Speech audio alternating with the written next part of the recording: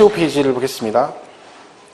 얘는 제목만 알면 된다 했죠? 여기는 이제 알 수 있는 게 이런 거라 했죠. 얘가 이제 이렇게 있습니다. 사유가 있다, 사유. 그죠? 그러니까 무조건 교환분합 한다고 해서 비과세가 되는 건 아니고, 그리고 두 번째 가장 기본적인 금액 조건을 충족을 해야 되고, 그리고 일정한 경우는 사후관리 조건도 있다. 이렇게 돼 있다 했죠. 사후관리 조건이 있다. 그러니까 이 사유는 굳이 우리가 뭐 거기까지 알 필요는 없습니다. 예를 들면 뭐 교환분합 무조건 하면 안 되고, 뭐 국가 등이 시행하는 사업으로 교환분합하거나 걔네가 가지고 있는 농지와 교환분합 이런 것들이죠. 개인끼리는 교환분합 못하냐 할 수 있습니다. 그때는 개인끼리 하는 게 대표적인 게 뭐예요? 경작상 필요 그래요. 이게 뭐예요? 농사짓기 편하려고 서로 교환할 수도 있다. 이런 뜻입니다. 이건 이제 개인끼리 할 수 있는 이건 그러니까 여러분이 만약에 농사짓기 불편해서 교환할 수도 있다. 농지가 애매하게 있을 수 있다 했죠. 이렇게 해가지고 돼 있는데 뭐 이런 식으로 돼 있다. 갑, 을, 갑 이렇게 돼 있다는 거죠. 그죠? 그럼 서로 불편하죠. 뭐 이거 그냥 바꾸면 되잖아. 경작상 필요. 이런 경우도 비과세에 받을 수 있다. 자, 그러면 금액은 공통사항입니다. 뭐가 됐든 공통사항. 그게 뭐라 그랬어요? 교환하는 쌍방 토지 가액의 뭐가? 차액이 어떤 조건을 갖춰라? 둘 중 큰 토지 가격의 얼마? 4분의 1 이하야 된다. 이거는 공통사항입니다. 사후관리는 뭐냐면 이 경우에 있는 거예요. 그러니까 경작상 필요로 교환을 해서 비과세 해줬어요. 그럼 그게 끝? 이게 아니라 이거는 취지가 농사짓기 편하려고 교환하면서 비과세 해줬거든요. 근데 경작 비과세 받아놓고 경작 안 할 수도 있잖아요. 그러니까 너는 뭐해라? 교환으로 취득한 농지를 의무적으로 몇 년 이상, 3년 이상 작용을 해라. 그죠? 그런 얘기죠. 안 하면 추징하겠다 그 얘기입니다. 저게 이제 그런 거죠. 자, 그럼 이제 잡년 작용하는데 예배가 있다 그랬죠. 자, 얘가 뭐다? 3년 안에 뭐가 돼버리면 수용이 되면 무조건 작용한 걸로 봐줘야죠. 왜? 강제 수용된 거니까. 아니면 돌아가셔가지고 뭐가 됐어? 상속이 됐다. 그러면 남은 기간, 그죠? 상속인이 남은 기간 작용하면 통산해준다. 이런 규정들이 있습니다. 실제 시험에는 얘는 뭐 가로치고서 나온 적이 있죠. 얘도. 그죠? 뭐 3년에서 여기까지 4분의 1 이렇게 나온 적이 있습니다. 그래서 거기 115페이지, 15페이지 농지교환분합의 비과세 금액 요건 나와 있고요. 그 4분의 1이야. 그리고 이번에 경작상 필요에 의해서 교환분합하는 경우 교환에 의해 새로 취득한 농지를 3년 이상 농지 소재지에 거주하면서 경작하는 경우에 한다. 그게 작용이죠. 그죠? 그래서 뒷장 넘어가면 특례가 나오죠. 경작기간 특례 116페이지 연예. 동그라미 1번 3년 이내 뭐가 됐대요? 수용이 되면 경작한 걸로 보고, 동그라미 2번 3년 이내 농지 소유자가 돌아가시면 상속인이 남은 기간 작용하면 피상속인의 경작기간하고 뭐 해주겠다? 통산해주겠다. 자, 그런 얘기죠. 보시면 됩니다. 거기까지는 뭐 시험에 언급이 되는 거죠. 그리고 이제 우리가 잘 아는 1세대 1주택 갑니다. 1세대 1주택. 그리고 토지. 도수 토지. 그리고 2년 이상 보유. 세대 구성 이제 하셔야 되고, 집이 하나 있어야 되고, 그리고 보유를 2년 하면 비과세 받을 수 있다. 이렇게 돼 있어요, 원칙적으로. 해서 이제 원칙, 1세대 원칙이 나오죠. 자, 세대 구성 하시려면 누가 있어야 된다고요? 거주자로서 누가 있어야 된다? 배우자. 그죠? 그리고 주소가 같아야 됩니다, 기본적으로. 그죠? 자, 이들과 생계를 같이 하는 가족을 말하는데, 자, 주소가 달라도 항상 동일 세대원. 누구라 했어요? 주소가 달라도 항상 같은 세대원으로 본 게 누구다? 부부, 배우자. 떠올리기 싫겠지만 그냥 떠올려 보세요. 배우자. 그래서 배우자. 아, 여기는 지금 배우자 같이 있는 사람도 있는데 지금 멀리 떨어지는데 얼마나 거기에 비하면 여러분 행복한 거지. 집에 있잖아. 나머지는 배우자가 다 여기 없고. 여기 어떤 분들은 같이 앉아 있어. 얼마나 힘들겠어. 말은 안 하지만. 아, 누군가는 몰라요. 난 누군지는 모르고 그냥 소문만 들었어. 소문만. 누군지 사람 정확히는 모르고. 그럼 저는 얼마나 행복하겠어요. 와이프가 저 멀리 한 200km 떨어져 거의 가까이 있는데 거기 있으니까 적어도 내가 이따 집에 갈 때까지 12시 그때까지는 볼 일이 없잖아요. 그죠? 물론 중간에 자꾸 이렇게 전화해서 너 잘 있니? 이렇게 확인하는 게 문제가 있긴 한데 지금 어디야? 이런 게 좀 문제겠죠. 그거야 뭐 하루에 몇 번인 감소해야지. 그 정도는. 그죠? 힘든 거예요. 그죠? 그러니까 주소가 달라도 뭐다? 항상 뭐다? 배우자는 동일 세대원이다. 그죠? 있습니다. 자, 그럼 여기 예배가 나오죠. 배우자가 없어도 1세대. 몇 살 이상? 30세 이상이면 되고, 그리고 뭐 배우자가 돌아가셨거나 뭐 이혼한 경우, 그죠? 경력사원들이라 했잖아요. 경력사원들. 그리고 최저 생계비 수준은 좀 길게 나온 정답이라 했죠. 자, 미성년자는 세대 구성이 된다 안 된다? 안 된다. 된다 안 된다 그러면 안 되는 거예요. 원칙은 안 돼. 왜? 2살짜리가 세대 구성하면 안 되니까. 근데 항상 그러면 안 된다. 예외가 있다는 건 기억을 하시면 됩니다. 세도구조는 이렇게 가볍게 보시면 돼요. 요거는. 그래서 거기 교재 116페이지에 원칙 해가지고 뭐 거주자가 배우자 이거 어쩌고 나와 있죠. 그리고 밑에 부부의 경우 단독 세대를 구성하여도 항상 동일 세대원으로 본다. 예외 배우자 없어도 1세대 30세 이상 배우자가 사망하거나 이혼한 경우. 디귿 보세요. 길잖아. 딱 봐도. 길게 나온 정답 이거는 신경 쓸 필요가 없어요. 나오면 다 이렇게 나와요 그냥. 그죠? 미성년자 부분만 조금 우리가 신경 써서 구분하시면 됩니다. 그리고 1주택. 주택을 가지고 있어야 돼요. 자, 그럼 여러분 이 주택은 판단할 때 얘가 주택인지 아닌지 판단하는 기준은 얘가 원래 주택은 상시 주거 목적으로 쓰는 걸 주택이라고 그래요. 상시, 평상시 거주 목적. 이 기준을 가지면 뭐다? 기숙, 콘도나 합숙수는 주택이 아니고 그죠? 그리고 주택을 판단할 때는 공보상의 용도와 실제 용도가 다르다. 그럼 뭐가 우선이다? 사실상 용도가 우선입니다. 그 시험에 뭐라고 나오면 이렇게 나옵니다. 그냥 공보상 건축, 공보상의 주택인 경우에도 사실상 영업용 건물로 사용하다 양도하는 경우에는 1세대 1주택으로 본다. 그러면 땡, 틀렸다. 이렇게 나와요. 왜? 둘 중에 서로 다른 뭐가 우선이야? 사실관계가 우선이다. 뭐 그런 얘기들이 나오겠죠. 그리고 뭐까지? 토지까지 같이 비교해 봤습니다. 토지. 자, 토지. 자, 토지 무제한 아니라 했죠? 무제한. 책 보지 말라니까 또 책 보내. 유학집 보지 마시라니까. 이게 두 집 보나.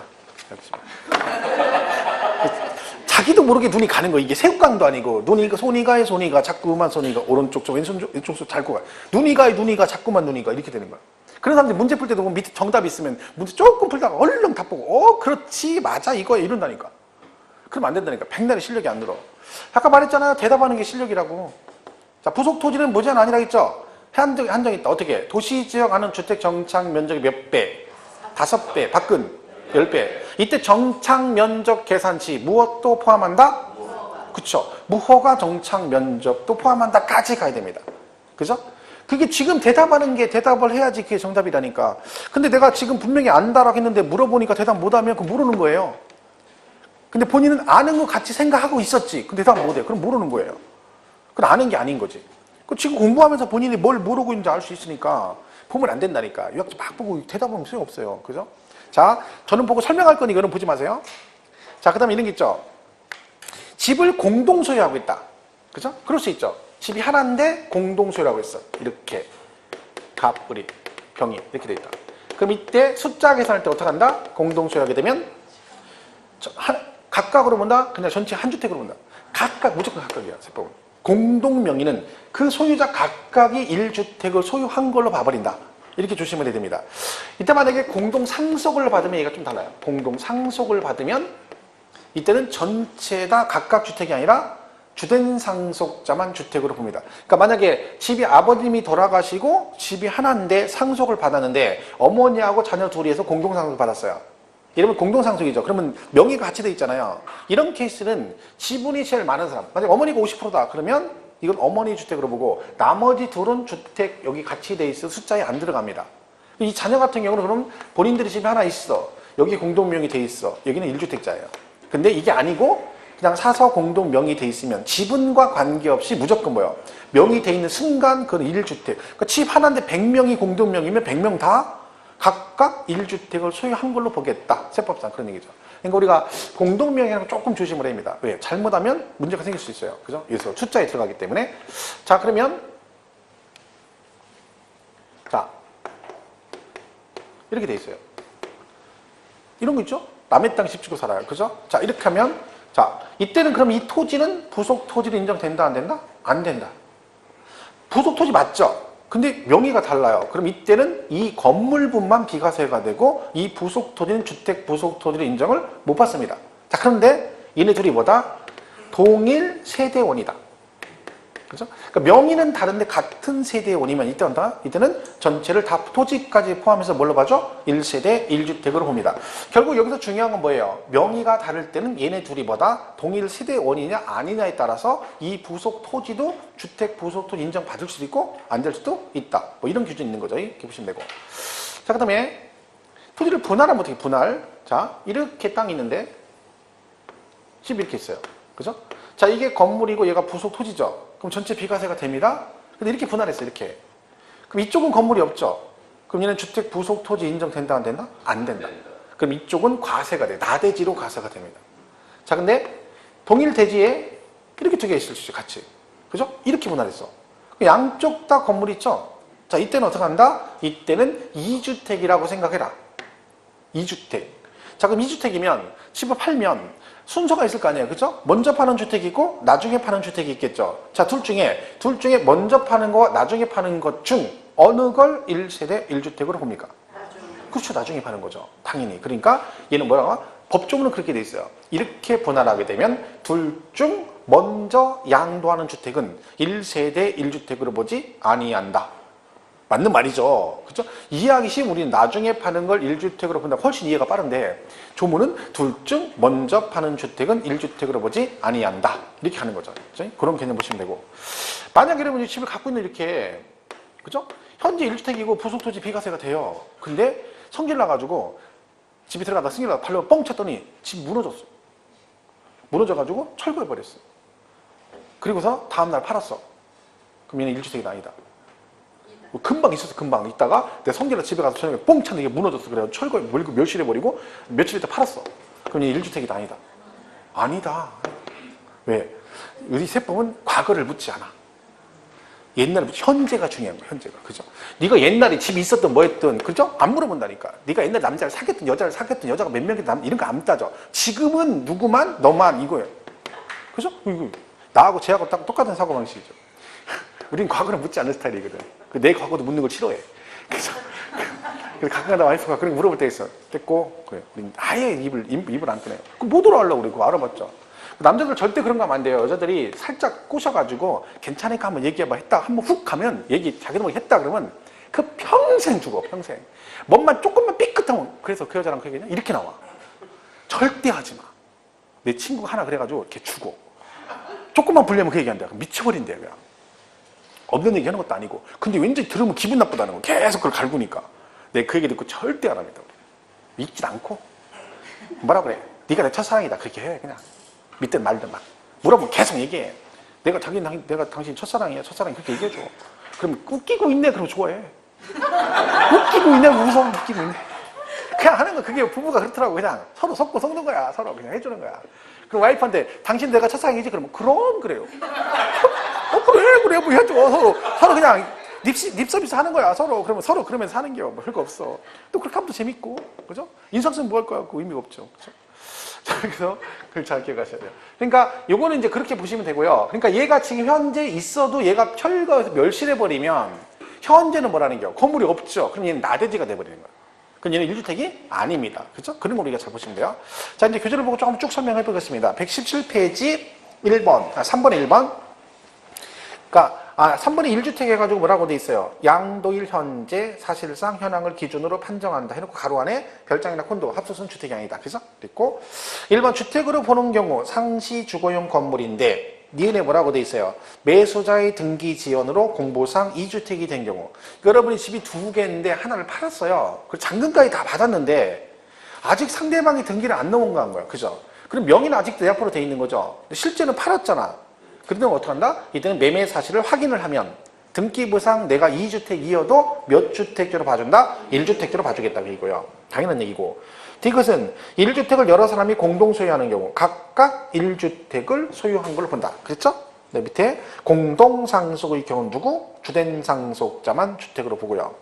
리을에 주택의 부속토지는 정착면적의 5배, 밖은 10배인데 꼭 기억할 건 무허가 정착면적도 포함해서 그거의 5배, 10배로 간다는 걸 기억하시면 됩니다. 미음은 대지와 건물은 동일 세대원이 아닌 자가 각각 소유하고 있는 경우는 대지 소유자는 1세대 1주택을 보지 않는다. 자, 대지 건물은 동일 세대원이 아닌 자가 각각 소유인데 그럼 건물 소유자가 다르다는 게 토지랑 그럼 뭐다? 대지, 땅은 1주택으로 보지 않는다. 근데 뭐면 비우세. 주택의 대지와 건물을 동일한 세대 구성원이 각각 소유하고 있는 경우에도 뭘로 본다? 1주택을 본다. 그러니까 명의가 다르지만 같은 세대의 원이냐 아니냐에 따라서 이 토지가 주택 부속 토지가 될 수도 있고 안 될 수도 있다. 그런 뜻입니다. 시읒 1세대 1주택을 2년 이상 보유 후 멸실하고 나대지 상태로 양도하는 경우는 1세대 1주택 양도로 보지 아니한다. 자, 1주택 2년 보유했어요. 여기까지는 비과세죠. 근데 뭘 했대? 멸실했대잖아. 그리고 현재는 뭐야? 나대지. 그녀는 비과세 받을 수 없습니다. 그죠? 자, 여러분 속세 떠나려고 집을 두 개 있는데 오늘 팔았다겠죠? 오늘 팔고 속세 떠났더니 오늘 다 팔렸어. 빨리 떠나라고. 동시에. 그럼 순서를 정해야죠? 같은 날 팔았잖아. 얘는 어떻게 한다? 오야맘이라 했죠. 오야맘. 본인이 선택하는 순서에 따라 주택을 파는 걸로 봅니다. 그러니까 본인이 선택해주면 돼요. 내가 뭘 먼저 팔았다 하면 네가 선택한 순서대로 인정해주겠다. 그죠? 그 창고에 보면 분할 양도시 과세라고 되어 있죠? 주택하고 주택으로 분할하면 먼저 양도하는 주택을 과세한다. 왜? 먼저 파는 건 1주택으로 보지 아니한다. 그렇죠? 주택하고 토지라는 거예요. 토지는 과세가 되죠. 왜? 건물이 없으니까. 그건 나대지로 보겠다. 그러니까 설명한 얘기죠? 그리고 고가주택이 나오네요. 고가주택. 자, 고가주택은 앞전에 계산했었어요. 그죠? 과표할 때 했던 거니까 뭐 굳이. 자, 대신 고가주택은 뭘 고가주택이라 한다? 실거래가로 9억 초과하는 주택을 말합니다. 이때 고가주택은 얘 말고 또 한 군데 나온 데 있어요. 두 군데가 있어요. 하나는 여기, 또 하나는 어디예요? 부동산 임대소득 비과세 할 때 뭐 고가주택은 비과세 받을 수 없다. 그때 고가주택 9억 초과. 뭐가 달라요? 양도세하고. 양도세 실거래가 9억 초과. 부동산 임대소득은 기준시가 9억 초과죠. 걔는 보유니까 실거래가 나올 수 없잖아요. 그러니까 기준시가로 9억 초과. 자, 제가 어떤 분이 저한테 질문을 올리신 얘기 있어요. 자, 고급주택이 있고 이게 돼 있죠. 이 얘기는 둘이 다른 얘기입니다. 고급주택하고 고가주택은 전혀 다른 얘기예요, 이거는요.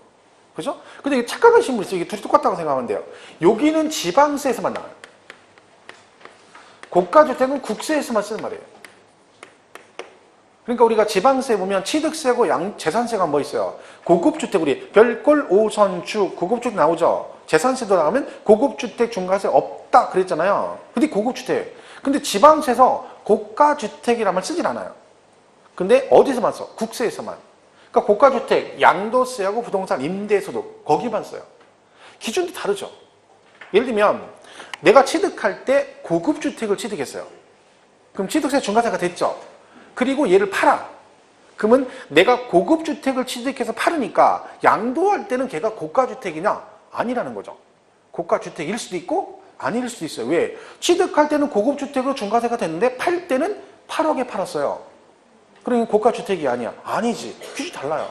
이거를 갖다가 근데 착각을 같다라고 생각하시면 안 돼요. 다른 얘기예요. 다른 얘기. 그죠? 이건 지방세, 이거는 국세에서만 쓴 얘기냐. 그죠? 어쨌든 고가주택은 9억을 기준으로 간다. 근데요. 나머지 크게 볼 거 없어요. 그 다음에 동그라미 2번 됐고, 뒤에 넘어가서 겸용주택 보세요. 겸용주택. 자, 이 부분은 시험에 한번 나왔었죠. 재작년인가? 그때 계산 문제 나왔었죠. 계산 문제. 그죠? 겸용주택. 얘는 뭐라 그랬어요? 이렇게 됐죠? 주거 부분이 주거 이외보다 크면 얘는 뭘로 본다? 전체를 주택으로 보고 작거나 같으면 들어간다. 면적과 관계없이 주거 부분만 주택으로 본다. 이렇게 돼 있어요. 이 기준은 이런데 얘가 시험에 툭툭 나옵니다. 왜? 그냥 문장으로 뭐 겸용되어 있는 거 면적이 동일한 경우는 전체를 주택으로 본다. 그러면 땡. 틀린 거죠. 얘가 헷갈릴 수 있는 게 어디도 나와요. 재산세도 있죠. 재산세. 그죠? 얘가 재산세 겸용주택 기준은 뭐라고 돼 있냐면 여기 돼 있죠. 한동에 한구 이렇게 돼 있죠. 그죠? 얘는 뭐라고 했어요? 면적과 관계없이 주거 부분만 주택으로 보고 얘는요. 주거용이 100분의 50 이상이면 이렇게 돼 있죠. 전체를 주택으로 본다. 이렇게 돼요. 그러니까 여기는 5대 5까지 재산세는 전체 주택으로 봐요. 양도세는 근데 5대 5면 주거 부분만 주택으로 보고 커야 돼요. 커야 돼. 이 기준이 각각 종합문제 형식으로 나올 때 이게 툭툭 나오거든요. 지문으로. 근데 요거 하나 잘못 헷갈리면 어차피 그 문제는 틀리게 되는 거죠. 그러니까 지문이 5개가 나오면 여러분 그 5개를 다 몰라야 문제를 틀리고 5개를 다 알아야 문제를 맞추는 게 아니라 그 지문 하나를 제대로 이해 못하면 그거 하나 때문에 그 문제 자체를 틀릴 수가 있는 거죠. 여기서 엉켜버리면 틀릴 수 있는 거잖아요. 그죠? 이건 잘 구분하시고요. 이 겸용주택은 계산 문제 나왔었는데 한번 해보겠습니다. 그냥 뭐 나왔기 때문에 한번 이런 거죠. 예를 들면 예를 한번 들어볼게요. 이렇게 돼 있어요. 이렇게 된다. 여기 주택, 상가 이렇게 돼 있다. 예를 들면 그죠? 자, 근데 얘가 40이고 얘가 60이다. 이렇게 돼 있다. 이런 식으로 돼 있는 거예요. 예를 들면 이렇게 문제를 푸는 거죠. 자, 부속 토지가 만약에 얘가 뭐 500이다. 이렇게 돼 있다. 보겠습니다. 자, 그러면 이걸 가지고 이제 비과세, 과세 면적을 구하시오. 지난번에 시험은 과세 면적을 구하시오라고 나왔어요. 시험 문제는. 그죠? 그럼 보겠습니다. 자, 그럼 일단 뭘 보래? 얘를 먼저 가지고 판단하는 거예요. 이 건물 면적으로 여기다 대입을 시키는 거죠. 그럼 건물은 어떻게 되는 거예요? 여기에 해당되죠. 두 번째. 왜? 주거가 작전, 그죠? 주거 클 때만 전체 주택이니까. 그런 거 각각이지. 그럼 뭐요? 주택하고 상가로 나눠지는 거죠. 그 주택이 얼마야? 40. 상가가 60. 얘는 비과세, 이만큼은 과세가 되는 거죠. 여기까지 이해가시죠? 자, 토지가 문제예요. 토지. 자, 토지는요, 이 500이 이 두 개의 건물 전체의 부속 토지죠. 근데 이걸 만약에 전체를 주택으로 보면 이 부속 토지, 얘가 도시적이라고 치고요. 아니라고 치고. 그러면 여러분 전체 건물이면 상관없는데 얘가 일부는 주택, 일부는 상가잖아요. 그럼 이 토지 어떻게 해야 돼? 안분해야 됩니다. 왜? 일부는 주택 부속 토지, 일부는 상가 부속 토지가 되는 거죠. 근데 구분이 안 돼 있으니까 안분하는데 이때는 면적 비율로 안분해요. 연면적 비율로 안분하는 거죠. 자, 그러니까 이렇게 되는 거죠. 토지는 주택의 부속 토지와 상가 부속 토지가 있는데 얘가 전체 500이다, 500이다. 그러면 어떻게 한다? 안분은 무조건 다 더하겠죠. 주택은 전체 100 중에 40이고 얘는 전체 100 중에 60이잖아요. 60 이렇게 되는 거죠. 그럼 4, 5, 20, 200. 여기는 300 이렇게 되는 거죠. 얘는 그럼 300은 상가 부속 토지고 200은 뭐야? 주택의 부속 토지가 되기 때문에 얘는 과세가 되고 얘는 뭐야? 비과세인데 이건 조심할 게 이렇게 해서 200 비과세 이렇게 풀으면 안 돼요. 왜? 뭘 생각해야 돼? 비과세는 무제한 아니라겠죠. 도시지역 안은 5배, 밖은 10배 그랬잖아요. 그러니까 결론적으로 얘가 도시지역 안에라고 돼 있잖아. 그럼 주택 정착 면적이 몇 배까지만? 5배까지만 비과세가 되겠죠. 그럼 주택 정착 면적이 얼마다? 40이죠. 여기에 5배 하면 5, 4, 20. 200까지 비과세 받으니까 얘는 비과세가 되는 거예요. 무슨 말 이해가시죠? 이렇게 풀면 돼요. 근데 만약 얘가 이제 600이다 그러면 얘가 600으로 이렇게 바뀌잖아요. 600, 600 그러면 이게 바뀌죠. 4, 6은 24. 6, 6은 36 이렇게 되죠. 그럼 얘는 과세 맞죠? 여기서 240 비과세 그러면 안 된다는 거지. 왜? 금방 했잖아요. 5배까지니까 여기는 200은 비과세 되고 40은 과세가 되는 거예요. 이렇게 되는 거죠. 여기가 조금 약간 헷갈리죠. 만약 하게 되면. 근데 뭐 우리 기존에 나왔던 문제는 이렇게는 안 나오고 그냥 5배 안에 들어가는 문제였기 때문에 구하는 거였는데 그 문제는 이제 제가 작년까지는 이제 강의 시간에 계속 했었어요. 근데 뭐 시험이 나왔었기 때문에 잘 얘기를 안 하는데 그 문제 되게 많이 틀린 게 뭐냐면 문제가요. 이렇게 물었어요. 과세 범위를 물어봤어요. 과세 면적을. 근데 문제 다 풀고 비과세 고르는 거예요. 비과세. 이게 이제 비과세가 이제 일부는 비과세, 일부는 과세잖아요. 잘 해놓고 문제는 과세되는 면적을 구하시오 그랬는데 그 중에 푸른 사람 중에 또 일부는 비과세를 문제를 구해가지고 틀린 사람도 있어요. 근데 이걸 할 때마다 수업 시간에 많이 했던 거거든요, 사실은. 이거 나중에 해놓고 다 풀고 나중에 비과세 구합니다. 그렇게까지 강의를 계속 했었는데 소용없어요. 그럼에도 불구하고 또 문제 풀고 나면 이 사람들이 흥분하게 돼 있는 거야. 약간의. 왜? 계산 문제를 풀면 왠지 희열이 있어요. 그냥 일반 문제 푸는 거, 얘 하나 푸는 거, 얘 느낌이 다르죠. 그리고 이걸 풀었는데 심지어 딱 풀고 나서 밑에 지문을 보니까 내가 푸른 지문이 있는 거예요, 거기에. 계산에 딱 답이 나왔는데. 그러니까 막 좋아가지고 얼른 푸는 거예요. 그리고 나중에 끝나고 나니까 뭐예요? 과세 면적권은. 자기는 비과세 구한 거예요. 또 이래서 틀린 사람 많아요, 의외로. 그렇죠? 어쨌든 얘는 이렇게 가요. 안분하는 거죠. 면적에 따라 안분한다. 그러니까 토지가 문제인데 그 전에 뭘 가지고 먼저 따져? 이 면적을 가지고 여기에 해당이 어디에 되는지 먼저 따지는 거죠. 얘가 60이고 40이다 그래버리면 전체 주택으로 보잖아요. 전체 주택. 그죠? 그러면 얘가 600이다. 그럼 어떻게 돼요? 토지는 얼마 비과세예요? 600이면. 얘가 60이고 얘가 40이에요. 그죠? 얘가 600이야. 건물은 전체 비과세 받죠? 토지는 얼마? 네? 아니에요. 얼마? 300 아니에요. 500이요, 500. 왜냐면 이게 60 맞는데 전체를 주택으로 본다고 했잖아요. 그러면 면적 전체를 주택으로 보니까 주택이 100이 되는 거지. 그거에 5배로 해야죠. 아까는 여기서는 얘만 주택으로 본다 했잖아요. 그러니까 주택면이 40이니까 여기 500, 4, 5, 20인데 여긴 전체를 주택으로 본다 했으니까 60으로 하면 안 되고 100이 되는 거지. 그럼 그거의 5배니까 500까지가 되는 거죠. 무슨 말 이해가시죠? 뭐 그런 식으로 가는 거예요. 예를 들면. 참고로 보시고 너무 막자게 하죠. 이게 더 기본이에요. 우선 조건이 먼저 돼야 되는 조건. 그렇죠? 근데 사실은 겸용주택 계산 문제는 최근에 나온 계산 문제 치고는 문제가 좀 쉬운 문제 중에 속했습니다. 왜냐면 얘는 논리 조금만 하면은 안부라는 것만 조금 하면 문제 또 쉽게 풀 수 있는 문제였었죠. 그나마 그 중에서는 그죠? 어쨌든 기준이 중요하다는 거 꼭 기억하시고요. 그 118페이지에 거기 겸용주택 나와 있습니다. 그 참고로 보시면 되고요. 맨 밑에 3번은 허위계약서 작성 시 비과세 감면 배제라고 되어 있죠. 이건 뭐라겠어요? 내가 이제 비과세 대상인데 다운이나 그죠? 비과세 감면 대상인데 뭐랬다? 다운이나 업계약서 써서 걸리면 그때는 뭐 한다? 불이익을 주겠다. 그런 얘기죠. 그것도 내용상으로 그죠? 그러니까 이렇게 둘이 매매했는데 그죠? 얘가 비과세 대상이에요. 비과세인 거죠. 갑이. 근데 얘가 어떻게 됐다는 거예요? 얘가 업이나 다운을 써달라니까 그걸 써준 거죠. 그러다 걸렸어. 그런 얘기죠. 자, 기출문제로 나온 게 있는데 이렇게 나왔어요. 자, 얘가 실제 거래 계약서는 4억, 실거래는 4억인데 계약서는 4억 5천에 써준 거예요. 4억 5천. 그러니까 어떻게 한 거예요? 5천을 업에 써준 거죠. 그리고 걸렸어요. 자, 걸리면 어떻게 되느냐? 얘가 비과세 받았죠. 근데 걸리면 얘를 비과세를 안 해줘요. 얘한테 불이익을 주겠다. 즉 과세를 하겠다는 거죠. 어떻게 하느냐? 얘가 걸리면 얘는 비과세니까 세금 계산할 필요가 없죠. 원래는. 왜? 비과세는 세금 자체를 안 내기 때문에 세금 자체 계산 안 해요. 그냥 무조건 그냥 끝나는 거야. 근데 걸리면 세액을 산출해요. 얘가 비과세 대상이 아니라고 가정하고 양도세 계산을 해요. 근데 그때 시험 문제는 3천이었어. 얘가 비과세 대상이 아니라고 한 산출세액이 얼마? 3천.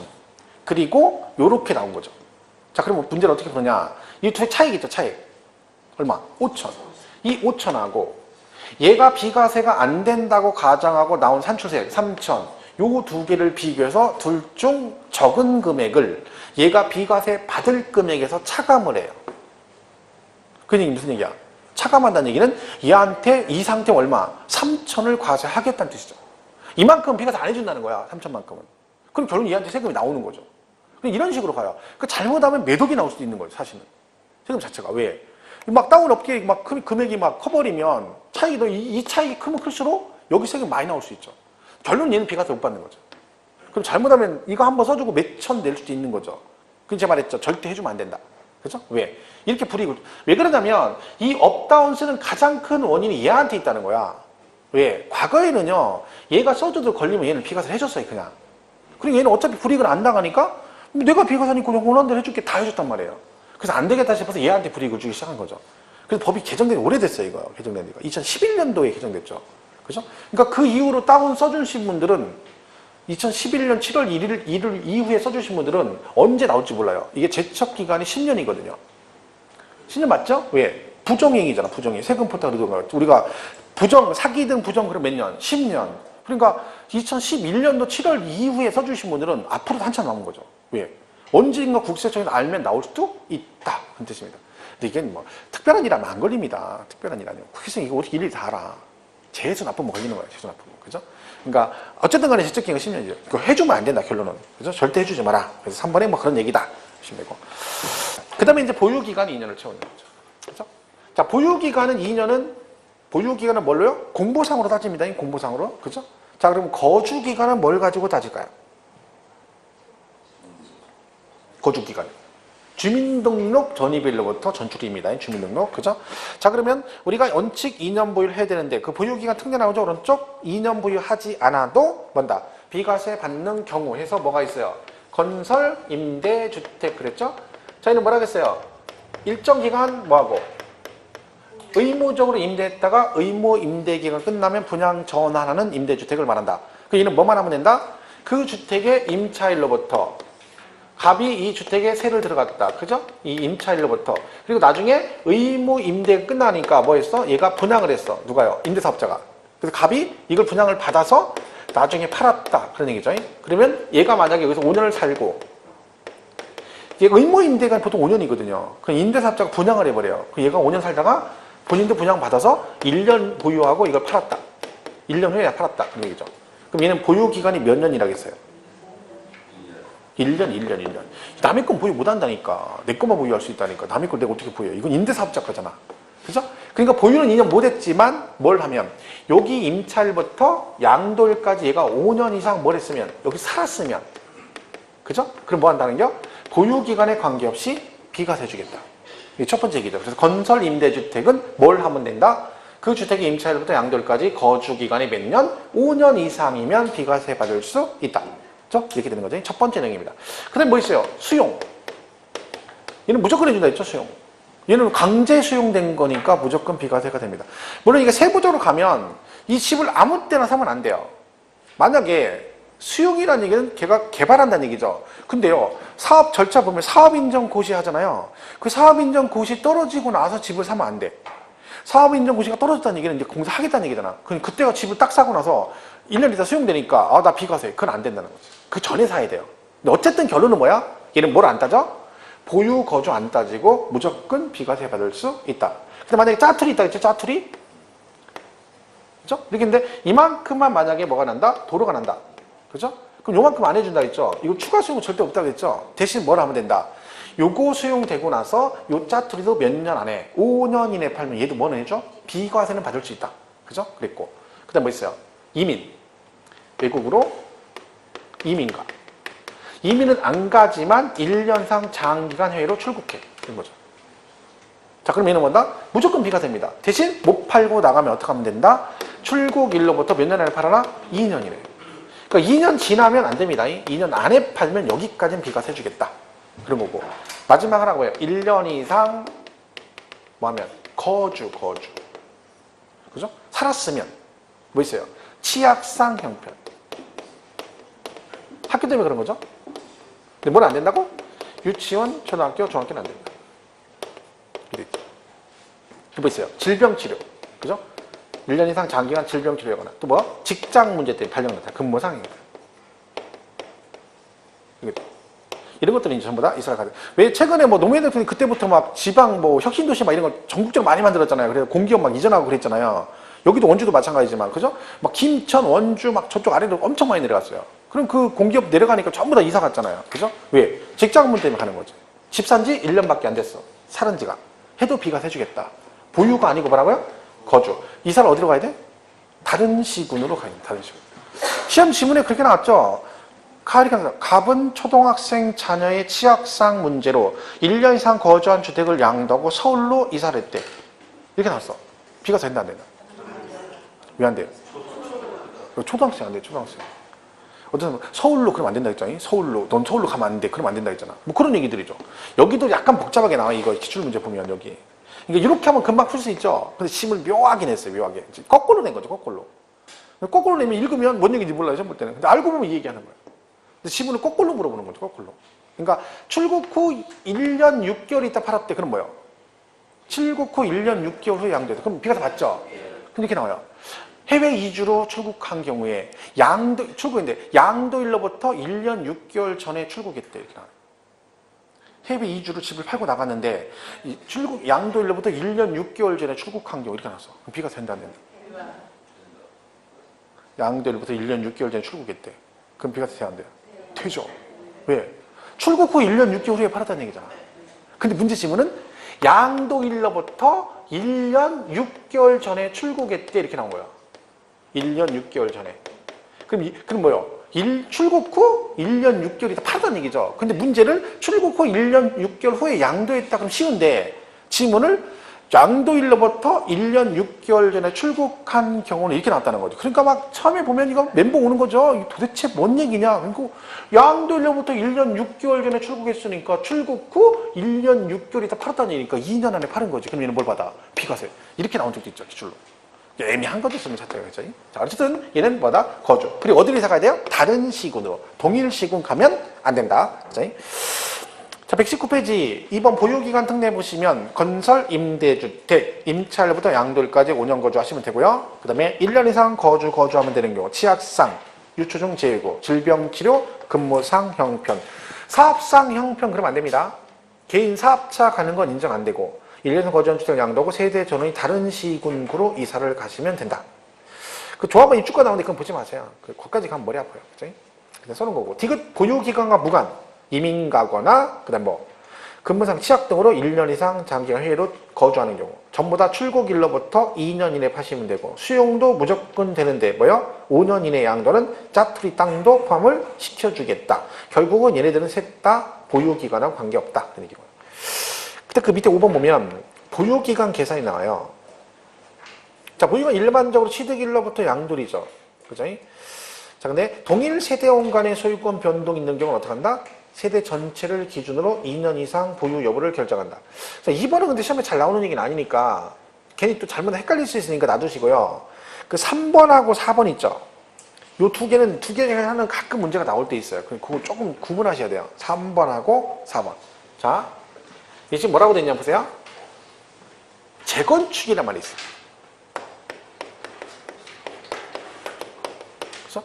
자, 여러분 재건축이란 말은 우리가 여러분 일반적으로 우리가 재건축 그러면 여러분 뭐가 떠올라요? 그때 공부한 사람들은 재건축 그러면 공법에 정비법상 아파트 재건축 이런 걸 떠올리죠. 근데 여러분 그러면 제가 만약에 집이 있는데 집이 맨날 들어갈 때마다 삐걱삐걱 소리나 성경을 발로 뻥 찼더니 술 먹고 뻥 찼더니 얘가 무너졌어. 그래가지고 다시 지었어. 그 이름 뭐한겨? 신축. 그 신축. 공법을 얘기하지 말고. 그리고 뻥 차고 다시 찾으면 그거 어떻게 신축이에요? 무슨 근거로 그게 신축이라는 겨? 그 신축이 아닐 수 있죠. 그죠? 그게 신축이 아니라 원래 뭐라고 해야 돼? 내가 때려부시고 새로 줬어. 그럼 뭐야? 뻥 차는 무너져서 새로 줬어. 그럼 뭐야? 개축이요? 개축. 그렇게 따지면 개축. 집이 내가 뻥 하려고 했는데 그거 하기 전에 비가 와가지고 그게 먼저 무너졌어. 그럼 뭐야? 개축인 게 재축. 멸실. 천재지변 멸실. 그죠? 근데 원래 100평이었는데 때려부시고 칠 때 110평을 줬어. 그렇죠. 그게 틀리잖아. 그게 달라지 그거는. 신축이냐 증축이냐. 그죠? 그 면적, 동일 규모 이게 공법 얘기 아니에요. 근데 우린 그런 얘기 하는 게 우리 공법 배우는 게 아니잖아. 그리고 세법을 하는 사람들이 공법을 몰라요. 그냥 뭐요? 내가 부시고 새로 줬어. 재건축한 거죠. 그것도 재건축이고. 천재지변도에서 내가 때려부시고 해도 재건축이고 정비법상도 재건축입니다. 그러니까 세법상 재건축 그냥 부시고 새로 줬다는 얘기죠. 두 가지가 있다는 거. 원인이 하나는 뭐? 소실, 도계, 노후 등으로 불이 나거나 노후화돼서 부시고 새로 짓거나 이게 재건축이고 또 하나는 뭐? 여러분 아시는 정비법상 재건축 두 가지가 있다는 거죠. 자, 그럼 여기 집이 이렇게 있어요. 입사한 지 1년 됐어. 근데 얘가 이거 부시고 새로 쳤어. 재건축. 그죠? 멸실하고 재건축했어. 다시 쳤어요. 자, 얘도 1년 보유했어요. 근데 공사기간 있죠? 공사기간. 그죠? 공사기간이 있어요. 1년 했어. 그러니까 이 집을 뭐하고 1년 보유하고 노후화돼서 부시고 여기다 다시 집을 지은 거죠. 공사기간 1년 걸려서. 그리고 완공하고 나서 다시 1년 보유하고 얘를 팔았다. 이때 그럼 보유기간이 몇 년이니? 이렇게 되는 거죠. 자, 그럼 이제 보세요. 소실, 도계, 노후 등으로 재건축 그러면 보유기간이 2년이고 정비법상 어쩌고 재건축 그러면 얘는 3년이에요. 그럼 결국 이거죠. 공사기간이 보유기간이 들어가느냐 안 들어가느냐 그 차이입니다. 근데 여러분 개인적으로 여러분 소실도계 노후 등으로 재건축하면 공사기간 안 들어갑니다. 왜냐면 그거는 특정화되어 있지 않고 믿을 수가 없는 거죠. 근데 정비법상 재건축은 정비구역 지정해서 재건축하는 거죠. 그러면 할 때 건축허가 받을 때 공사기간 같이 공시가 되죠. 그럼 얘들이 공사 1년 하기로 했어. 그럼 여러분 아파트 재건축하는 그 건설업체가 이 기간을 늘려가지고 2년씩 하는 회사는 없습니다. 줄이면 줄였지 늘리지는 않습니다. 왜? 늘어나면 손실이 나는데 공사기간이 길면 어떻게든 줄이죠. 그러니까 처음에 정한 공사기 1년 이건 인정해 주겠다는 거예요. 그러니까 아파트 재건축할 때 여러분 1년 보유하고 공사 1년 하고 재건축이 완공되고 1년 살다 팔면 얘는 보유기간이 3년이 되는 거죠.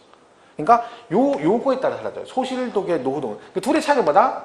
이 공사기간이 보유기간에 들어가느냐 안 들어가느냐 그 차이만 있는 거죠. 그렇죠? 그것만 차이. 구분이 있다. 그렇죠? 같은 재건축인데.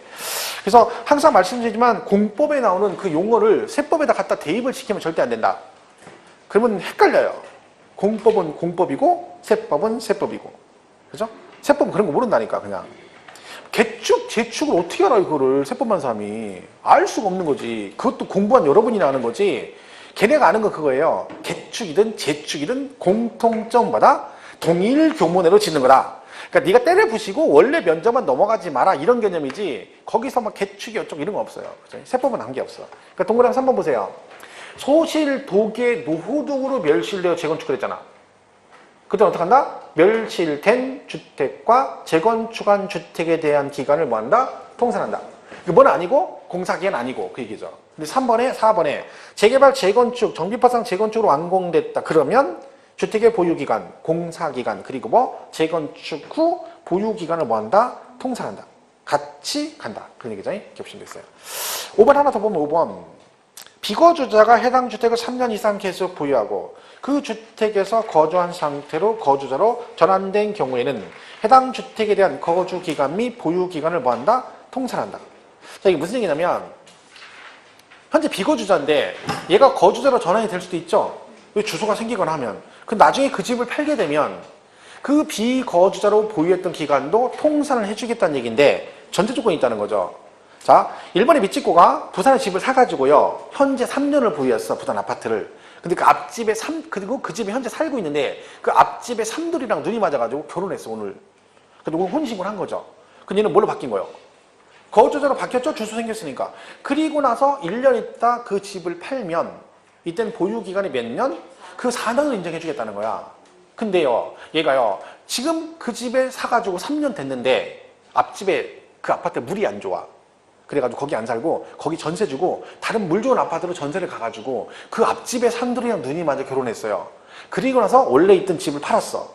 이든 통산 해준다 안 해준다? 안 해줘. 왜? 전제 조건이 그 집에 거주한 상태에서 3년 이상 보유 거주한 상태에서 거주자로 전환되었을 때 그때는 뭐 한다? 비거주자이었을 때 그때 보유기간도 뭐 한다? 통산해주겠다. 그죠? 그걸 잘 보시면 돼요. 그 다음 6번은 뭐냐면 상속받은 주택인데 상속인과 피상속인이 상속 개시 당시 동일 세대인 경우는 상속 개시 전 상속인과 피상속인이 동일 세대로 부여한 기간을 통산한다. 이게 무슨 얘기냐면 자, 여러분 상속을 받았어요. 근데 이렇게 된 거죠. 아버지가 집을 10년을 보유하셨어요. 그리고 돌아가셔가지고 뭘 했어? 여기 상속을 해줬어요. 돌아가셔가지고. 근데 이 갑이 자식인데 얘가 돌아가시기 전에 아버지를 모시려고 부모님을 학가를 했어요. 학가. 그래서 2년을 살았어요. 그러니까 무슨 얘기야? 아버지 돌아가시기 전에 2년 전에 그 집에 학가해가지고 살다가 아버지가 돌아가시면서 이 갑이 현재도 아버지 돌아가실 당시도 이 집에 살고 있어요. 그 상태에 누가 상속을 받았어? 얘가 상속을 받은 거야, 이 집을. 그리고 나서 얘가 이거 1년 후에 팔았어요. 그리고 원래는요, 상속받으면 보유기간 아까 비과세 아니니까, 세율 아니니까 어디부터 가야 돼? 여기부터 가야 되잖아요. 근데 이 케이스는요, 피상속인과 상속인이 동일 세대원이었던 기간, 즉 한마디로 같이 살았던 기간, 몇 년? 2년. 요건 통산해줘요. 근데 전제 조건이 얘가 이 상속 개시 당시 이 집에 살고 있어야 돼요. 만약 얘가 2년 살았는데 아버지가 돌아가시기 직전에 주소를 옮겼어요. 옮긴 상태에서 아버지가 돌아가 상속을 받았어. 그러면 상속 받고 3년이 지나야 돼. 무슨 말 이해가시죠? 그 전제 조건이 상속 개시 당시 동일 세대원인 자녀가 이걸 뭘 받으면 상속을 받게 되면 나중에 이걸 팔면 보유기간 계산할 때 전체는 아니고 뭐만 피상속인과 상속인이 같은 세대원이었던 기간만큼만 뭘 해주겠다? 통산을 해주겠다. 자, 읽어볼게요. 6번. 상속받은 주택으로서 상속인과 피상속인이 상속 개시 당시 동일 세대인 경우에는 상속 개시 전 상속인과 피상속인이 동일 세대로 보유한 기간을 뭐한다? 통산한다. 무슨 말인지 가죠? 전체는 아니다. 그런 얘기죠. 그리고 전제 조건이 상속 개시 당시 같이 살고 있는 자녀가 상속을 받았을 때만 통산을 해준다. 그죠? 이렇게 보시면 되겠죠. 자, 그런 것들이 있다. 이렇게 보시면 되죠. 보유기간. 일단 기본 개념은 잘 이해를 하셔야 합니다. 자, 여기서 조심할 거는 여기 보유기간은 이렇게 채우면 얘는 뭐래죠? 비과세한다. 맞죠? 근데 이제 우리가 할 게 이거죠? 1주택 특례. 여기 뭐라 했어요? 집이 2개인데 하나로 봐주는 특례다. 이때는 무조건 비과세한다. 그러면 안 되고 여기는 비과세 규정을 적용한다 그래야 되고 여기는 뭐고? 비과세한다고. 왜 그런다 했어요? 얘는 1세대 1주택인데 2년 보유를 못했어. 그런데 여기에 해당이 되면 2년을 보유한 걸로 봐주겠대. 그럼 그 순간 나는 뭐가 되는 거야? 1세대 1주택 2년 보유한 게 되는 거죠. 그래서 보유기간 특례는 항상 뭐라고 나와요? 비과세한다, 비과세한다 이렇게 나오는 거죠. 근데 지금 하게 되는 얘는 아니죠. 그죠? 내용이 좀 다르다. 그죠? 그래서 거기 120페이지에 거기 3번에 1세대 1주택 특례 나오죠? 자, 이건 쉬었다가 쭉 해서 나머지 다 마무리를 해버리겠습니다. 네? 잠깐 쉬었다 가겠습니다.